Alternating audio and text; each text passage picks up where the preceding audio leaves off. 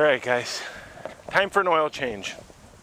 Now, I'm not going to go through the whole process of doing the oil change. I think it's pretty straightforward, but I will show you a couple things that are specific to the 2000 F53 chassis, which a lot of Winnebagos, Holiday Rambler, Monarchs, numerous RVs were built on that chassis, which is the 2000 F53.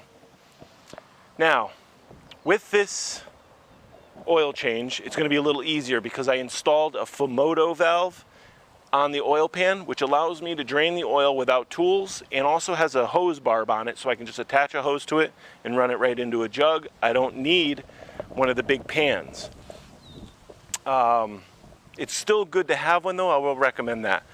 Another thing with the 2000 Ford F53 chassis, they came with the wrong dipstick.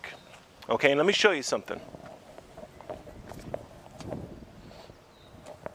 A lot of people don't realize it, but see this dipstick right here? It is the wrong length, okay? The F53 2000, I'm not sure about other years, you might want to check,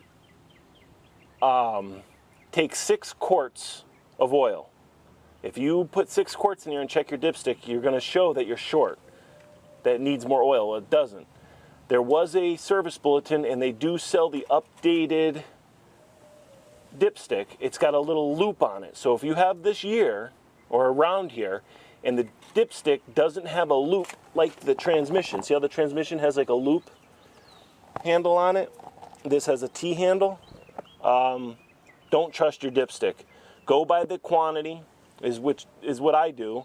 I drain it, filter and all, take the filter off, and I put 6 quarts in.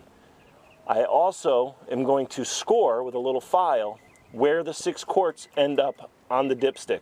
This way I don't need to spend the 40 bucks or whatever it is for a new dipstick. I just make a new line where full oil is, and then I'll know if I'm low or or what when I'm out on the road. So, check your dipstick. If it's a T handle, good chance that it's not the right one for your vehicle. If it's a loop one with a circle, then it is. Now, the F53 takes 6 quarts, period. No more, no less. Just put your 6 quarts in and mark your dipstick and you're good to go. If you Google this, there are numerous posts that say the same thing, if you don't believe me. So yeah, I got one 5 gallon, yeah. 5 quart and an additional quart. That's my 6 quarts, and that's what I'll be putting in. Now let me show you that Fumoto valve I installed. All right, I know there's not much light under here, but you should be able to see it right here.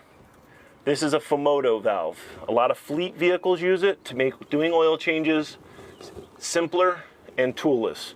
So basically what we're going to do is just attach a little rubber hose to this, run it into the gallon jug, and I'm going to drain off the oil. After that, I'll remove the oil filter.